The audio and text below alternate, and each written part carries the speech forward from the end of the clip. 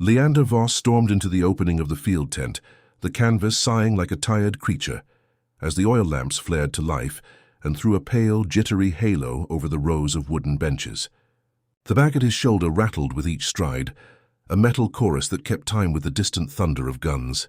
He set his jaw and moved to the edge of the first improvised operating table, where 16 soldiers lay or sat, with limbs wrapped and nerves bunched tight in their shoulders. The hour on the battered brass clock above the doorway ticked with stubborn mercy, as if daring him to begin. The air smelled of antiseptic, pine resin smoke from the camp's fires, and the hidebound sour tang of fear that everyone wears like a second skin in a place such as this. Leander Voss paused at the threshold, letting the voices in the tent recede to a dull murmur, lips pressed, teeth bared in quiet or known stoicism, boots creaking against the wooden floorboards, the metallic rasp of bandages being tightened.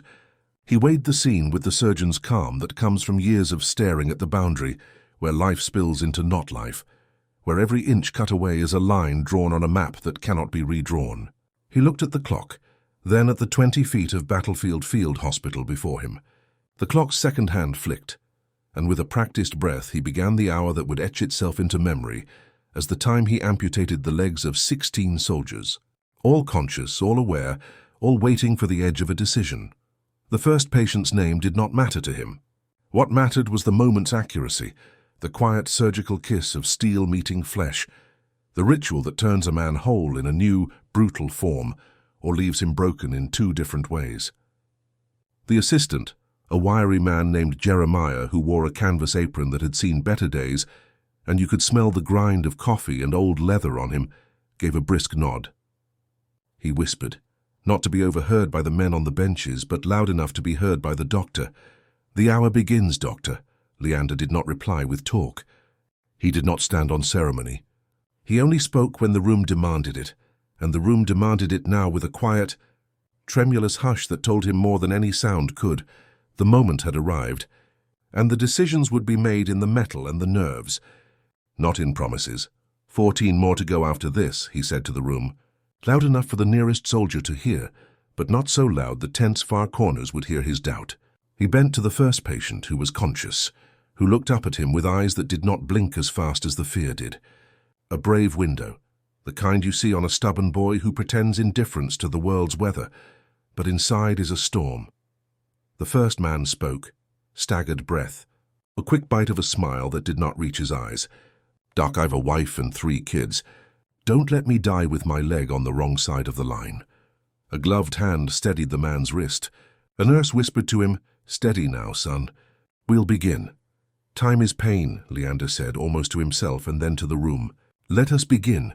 The sound of the saw came first, the sharp, dry rasp that cuts through air, as if the tent isn't there at all and the world has narrowed to a single line of steel and skin. The smell of hot metal and iodine and the sour tang of fear filled the space, a different scent for every corner, a perfume of necessity. The patient's breath grew faster, then slowed, then caught. A tremor ran along the man's body as Leander's hands moved with method, a map laid out across a man in need of a map. "Hold him steady," Jeremiah said, his voice low but exact. "Let the patient grab a strap if he needs to, anything to keep him from—" "You know?" "I know," Leander replied, not looking up, concentrating on the work as if the world's edge depended on the precise angle of bone to saw. But we do not let fear decide for us. The tent breathed with a chorus of creaks and murmurs, canvas against wind, the slap of a loose flap catching a lamplight, a nurse's quick, muted prayer as she pressed a cloth to a brow to wipe away sweat without breaking the stony quiet of the procedure. The patient moaned softly, but remained conscious, as did all 16, each one feeling his own body become an instrument in a grim procession. The hour wore on, and the first leg fell away with a clean line and a muffled crack that sounded like distant thunder in a winter sky. The room's people breathed out in unison, relief, fear, a strange glittering sense of precision. The second patient's eyes flickered, and a quiet scream nearly rose but was checked by a clenched jaw. The third's grip on the edge of the table tightened until his knuckles showed white. The fourth patient whispered a name, not a plea, and Leander heard the tremor in the syllable as though the name itself could have carried him back to happier days. And all the while, The clock's hand crawled in its own stubborn, merciless way.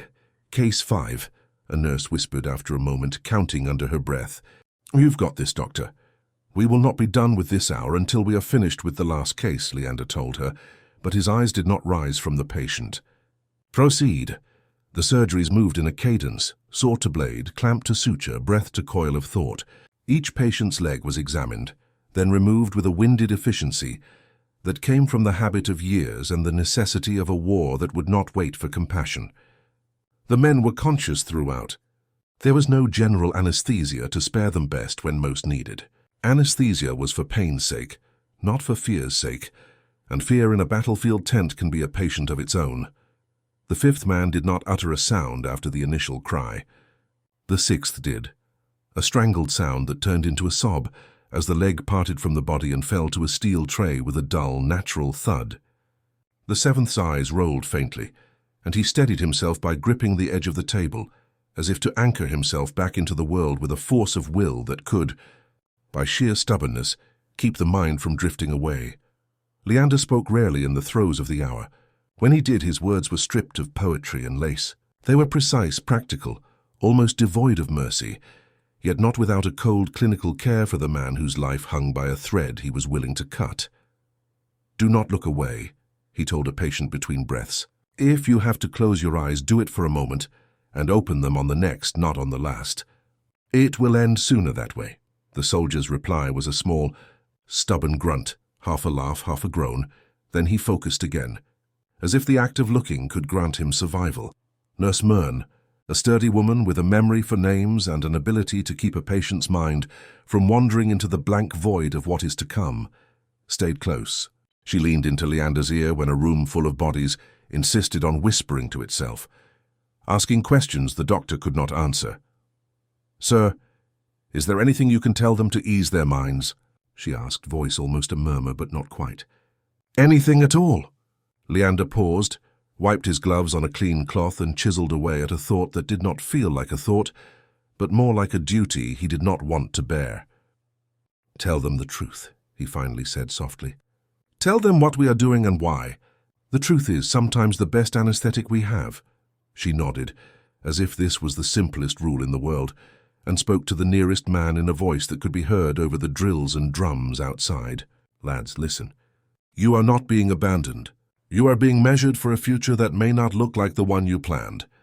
But you will walk again, perhaps not as you did, but with a line of meaning that runs through your body the way a river runs through a valley.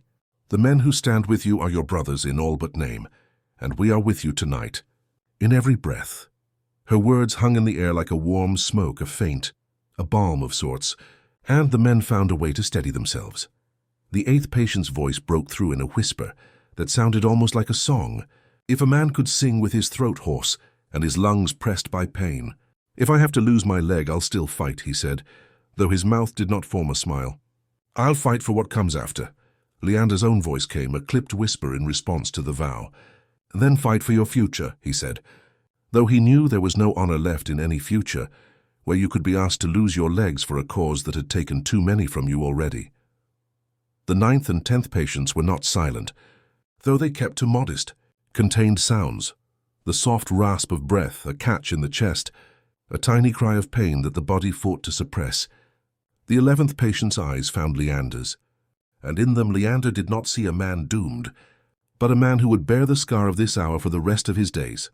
"Case 12, Jeremiah announced, the tally growing in a tight, almost cheerful voice that masked a tremor he dared not show aloud.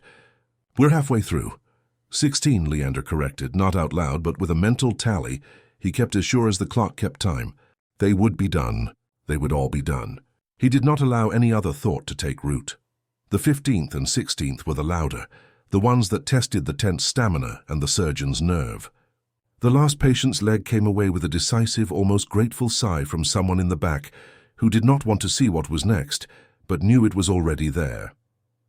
The room fell into a suffocating silence, not quiet but full of the after sound of what had just occurred. Metal on bone, cloth against skin, breath against breath. A universal tremor in the air that announced the end of something as grimly accomplished as it could be. And then, at last, the hour did not simply pass. It completed. The last leg lay on a tray that had been scrubbed clean with a stubborn brush that had done its job too many times to count. The 16 soldiers lay or sat in various postures of fatigue, pain, or a forced stillness that was all that remained of their life-forged patience. The room held its breath for a moment longer. Then the clock's hand reached the hour's end and gave the world a final, brutal tick. 9 groans rose and then fell away as the shock of the moment claimed them, the lines between life and the void blurring into one another until they could not tell where fear ended and the end began. 9 men, each in the room, had screamed or gasped or cried out in a moment of pure, unadulterated shock. 9 bodies responded to the act of amputation, with a noise that was a sound of both agony and a strange relief, as though the pain was a way to lend the mind the permission to go somewhere else. Leander stood over the last patient for a beat longer than necessary, checking switches, lines, and the remaining pulse, though he knew the pulse was either a lie or a miracle. He did not smile. He did not weep. He did what a surgeon has to do when the clock's hour has rendered its verdict and the world has moved on, leaving a man with a new map of his life that did not include the leg that was lost but might still include another path, if there was such a path to be found. Time, Jeremiah whispered, glancing at the clock with a hollow look that could have passed for relief if relief did not come at such a price. The hour is over. We've finished the last case. Leander did not respond immediately. He stood very still, listening to the tense, slow exhale as men's bodies settled into the quiet of a strange, post-surgery hush. The smell of antiseptic grew heavier, the heat in the air from the lamps pressed down upon them all, a closeness that felt almost like a second skin. He finally nodded, just barely, as if agreeing with an unspoken verdict that he would carry out into the rest of his life. "Record," he said, and his voice carried across the room with a weight that did not have to be declared aloud. "Record the 16 soldiers' cases, the 9 who did not survive. Record the survivors' names and their post-op status." A dozen hands moved to retrieve ledgers and pencils, to mark down the truth as it stood at this hour between the tense two halves, life or death, silence or scream, the old order of fear and the new, uncertain order of a body that would be altered forever. The first nurse to speak once she had the ledger in her hands was Myrn again, her eyes bright with the need to see something recoverable from such a day. "Doc, the men who survived want to see their families. Some will not pass this night without a face they know." Leander's shoulders tightened, a man who had carried the weight of so many hours in his life and felt the weight of one more hour settle in. "They will see their family," he said, though his mind already knew the truth that a family might be too distant, and the war never truly stops to allow a soft landing at the end of such a day. "They will see the faces they still carry with them in their minds." The tense doors shifted, letting in a cold gust that carried the sound of distant boots and cannon. The night outside remained a living thing, full of purpose, full of danger, and full of the possibility that what had happened within the canvas walls might not stay within the canvas walls for long. Leander moved to the last patient's side, now quiet and pale, the breath shallow and slow as if the body had learned to regulate itself in the face of such deliberate surgical action. He looked into the man's eyes and saw a determination that surprised him, an insistence to live that could defy even the most brutal of outcomes, even if the leg had been taken away in the name of survival or in the name of mercy, depending on which side of the war you found yourself on. "Sir," he said softly, "you are not alone in the waiting room of your future. The men who carry you forward will help you. We will do what we can to keep your arms steady, your heart brave, and your mind focused on the path ahead." The patient tried a smile. The attempt broke into a cough, which was met with a nurse's steady hand pressing a cloth to his lips. The room's energy shifted from clinical precision to something more fragile, something that might survive only if someone believed in it. As the last patient's heart rate stabilized enough to encourage a slow exhale rather than a desperate gasp, Leander allowed himself a moment to take in the room's quiet that was not relief, but transition. The transition from the hour's brutal demand to the uncertain hours that would follow, in the waking of each man's new life or in the quiet of his final night if the new life proved to be too much. He looked around the tent, at the lamps throwing orange halos on the soldiers' faces, the nurses who wore faces set in worked lines of fatigue, and the man who stood at the side with the ledger, who would carry the record of the hour's work into morning and into the slow, Sour days of reconstruction, the kind of life that follows. A war even after the fighting itself has faded into memory. The men who survived would be confronted with the practical question of what a future looks like when one or both of their legs are gone. They would need stoves and blankets, prosthetics that might offer some mobility, a system to secure bread and shelter, a way to navigate a world whose rules had changed overnight. They would also need the unspoken assurance that someone remembered what they had endured and would honor their courage by fighting for a future where their sacrifices mattered. Leander turned away from the last patient, his hands still steady, but the weight of what had happened pressing into his chest with a slow human ache. He stepped toward Jeremiah, who was watching him with the tired eyes of a man who has participated in a dozen war hours that felt exactly like this one. 49 minutes, Jeremiah said, as if counting time in a language all its own, the way a field medic counts lives in a day, the way a surgeon counts seconds in a moment of truth. We began at the clock strike. 49? Leander asked, the corners of his mouth turning down. The hour is gone, but the memory remains for as long as any of us can bear to remember. The record is done, the argument is done. The argument with God and with the body is done. He did not add for now, though it lurked in the back of his mind like a suspicion. The two men looked at the 16 soldiers lying or slouched on their respective beds, and the room's air was heavy with the ache of what could not be undone. Yet what had to be faced? What had to be accepted? What had to be endured? Outside, the battlefield's distant thunder gave way to a more intimate, persistent growl, fires, men shouting, horses stamping, a wind that rattled the tent seams with a reminder that life goes on, and that war, in its brutal, merciless way, will not pause to let a moment go without taking something from it. Leander felt the weight of that truth settle into him like a stone in a well, a memory that would not dissolve with the dawn. He took a breath that smelled faintly of iodine and the smoky odor of a dozen fires, and he prepared himself to leave the tent's threshold, to put one foot before the other into the night, into the field hospital's lanes that would still bear the marks of the hour's work. "Doctor," a voice called softly from the far side, where a soldier's mother or wife might soon come to see him. It was a nurse, Myrn again, standing with one gloved hand on the edge of the table, eyes bright with unshed tears, and a look that might have been relief, but which also carried the weight of fear. "If they want to see a face they know, we should tell them to come forward now." Leander nodded. He would not be there to greet them, perhaps. He would escape into the night in the sense a man escapes a question he cannot answer. Leaving behind the echo of 100 questions his conscience could not answer either. Yet in this moment, he did the thing a good surgeon does after an hour of terror. He signaled a farewell to his crew and walked toward the tent flap with a measured pace, a deliberate motion that kept fear in its proper place, behind the firm line of his will. As he stepped into the cooler air outside, the glow of the lamps dimmed, the tent's edges blurred in the heat haze, and the world beyond, the war's black, merciless hinge, remained as tangible as the pain pressed into each soldier's memory. He stood there for a long breath, listening to the night and to the distant voices of men who carried both their injuries and their courage into the same hour. In his chest there rose a strange, stubborn ache, neither guilt nor pride nor relief entirely, but a combination of all three. He did not know how to name it, but he knew it would be with him when he slept, or tried to sleep, or when the dawn's pale light would brush the tent's torn canvas and show the scars the hour had left on the living skin of the world. Leander Voss did not run from the memory as the night finally began to settle. He did not pretend the hour had not happened, or that the 16 soldiers had not faced a trial beyond what most men ever endure. He would carry it forward, not as an indictment but as a memory, something to be learned from, something to be acknowledged, something that, in the end, would define him as surely as any scar on his hands.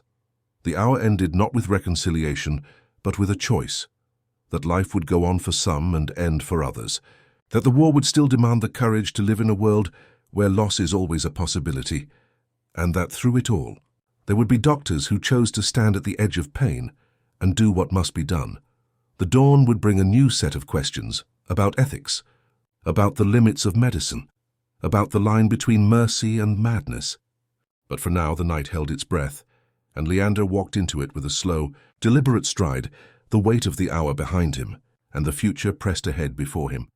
A field of uncertain light that promised something, perhaps healing, perhaps only endurance, if anyone had the will to walk it, and somewhere within the makeshift hospital's walls, or perhaps mere yards away in the dark, the memory of 16 soldiers who faced the hour, conscious, waiting, trusting, suffering, hung in the air like a stubborn flame.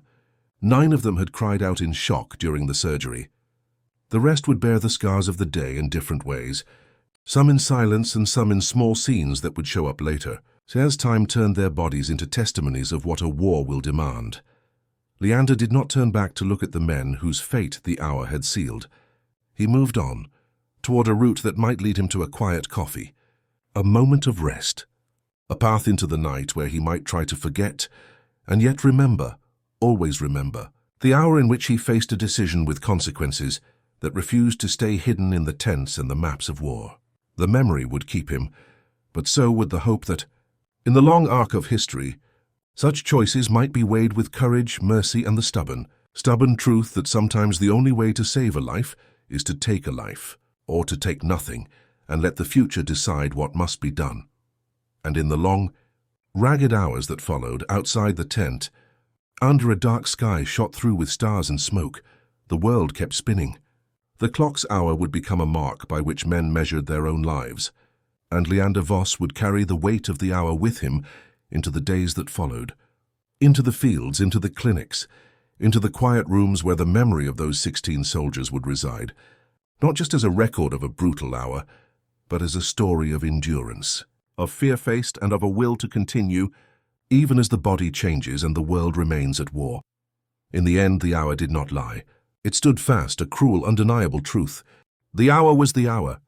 The 16 soldiers were the 16 soldiers, and the 9 who died of shock during surgery would be remembered in the field hospital as the price exacted for a moment of necessity. An hour that left behind a memory in Leander Voss that he would never erase, no matter how far his feet wandered or how long the war lasted. He did not pretend the future would be easy. He prepared himself to face it, one patient at a time, one step at a time, until the memory of that hour became something the living could bear and the dead would be allowed to rest in the peace that